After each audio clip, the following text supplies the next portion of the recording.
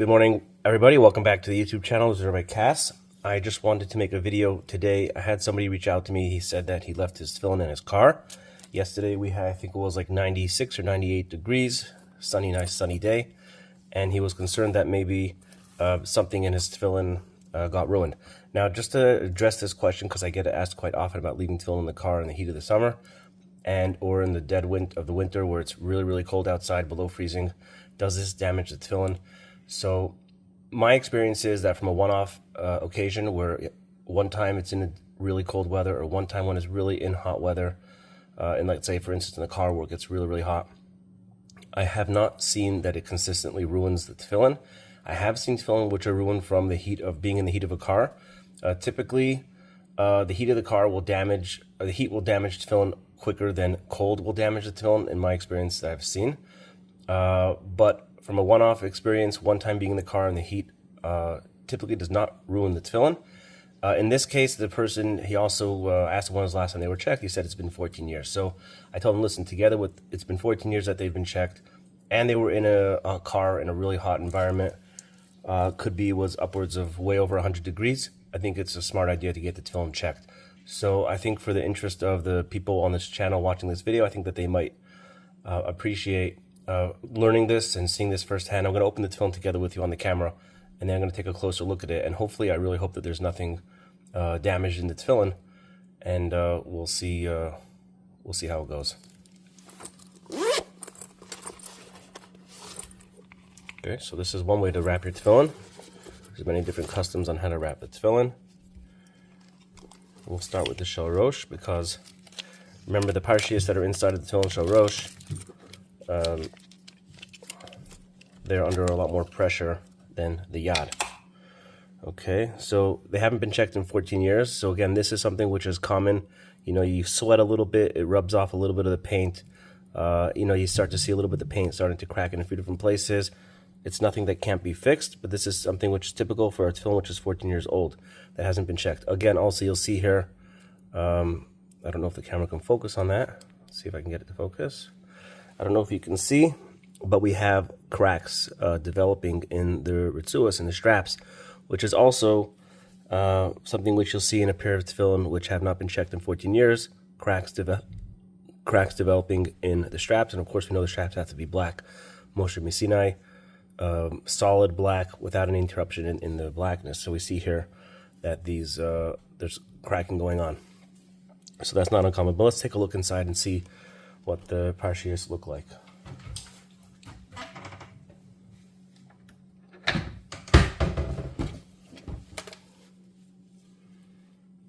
Okay, so I can actually identify where the crack is. You can see here along the line. And that's because it's been so long since they've been sealed. And actually, you can actually see in places where the seal has already begun to open. And that's also common with tefillin that haven't been checked in such a long time, is that the seal, because when we close it back up, we use a little bit of glue here to close it, and then we paint over it, and it's not uncommon for it to separate a little bit.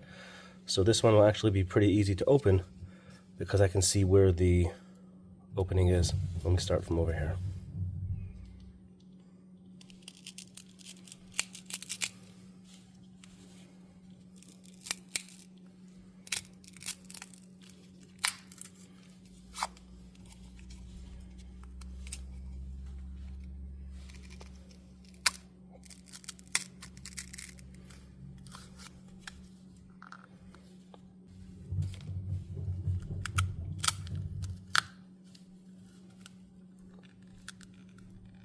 So right now what we're doing is I'm cutting it open. I'm breaking the seal and also cutting the gid. This is the sinews, which is actually sewn. It's actually sewn closed with tefillin. So we're cutting it with the knife. Okay, so that's what the tefillin looks like inside. Now I'm going to take my tweezers and take a look at the parshios inside. Let's start with the first one. Okay, so here we have it.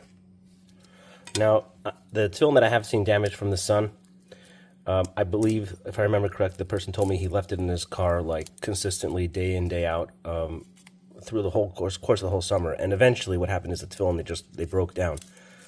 The letters just were full of cracks. I had once where somebody gave me tefillin that was left in the car, and the letters had actually melted from the heat, and like I couldn't even open the parsha. So I'm really hoping that this is not going to be the situation. And there really is no like definite answer. Did your tefillin get ruined or not? Because there's so many factors that you have to take in consideration when a tefillin are written. Like, for example, some parshias, the letters will be better absorbed into the parchment. The Sofer had a thicker ink, a thinner ink. So the parchment, the type of ink, how thick the ink was. Not every parsha, not every tefillin will react the same way in the same heat. You could have two tefillin that go through the same experience. One can get ruined and one would still be fine. So Baruch Hashem, what I'm seeing over here is very beautiful Arizal parshias. So, and I'm not feeling any resistance when I'm opening it. I don't feel like any of the letters are stuck together or anything. So that's really good.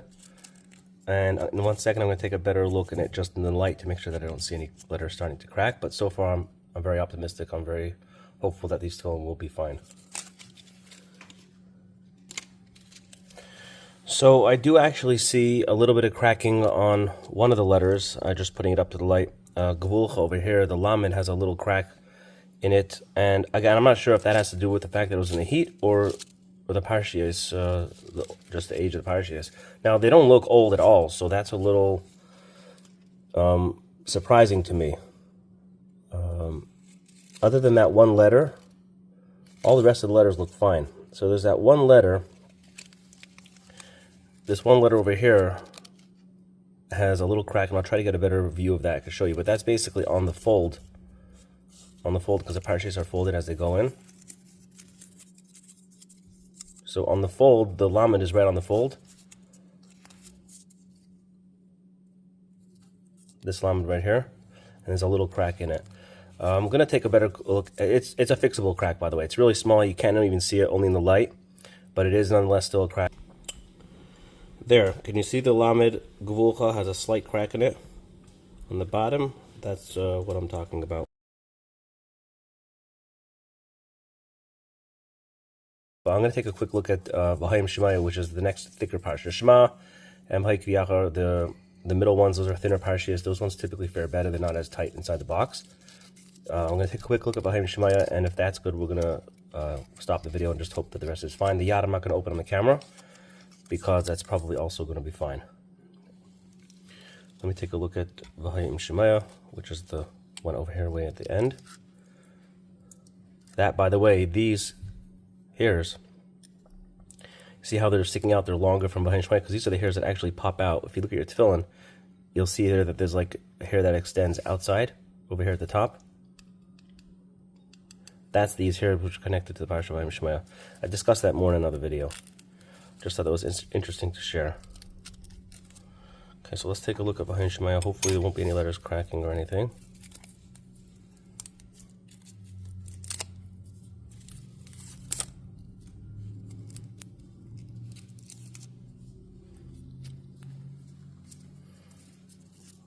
Okay, so far similar to the first parsha, which is Kadesh Li. I'm not feeling any resistance. Letters are not stuck together. Beautiful parsha, beautifully written. I'm going to take a quick look in the light.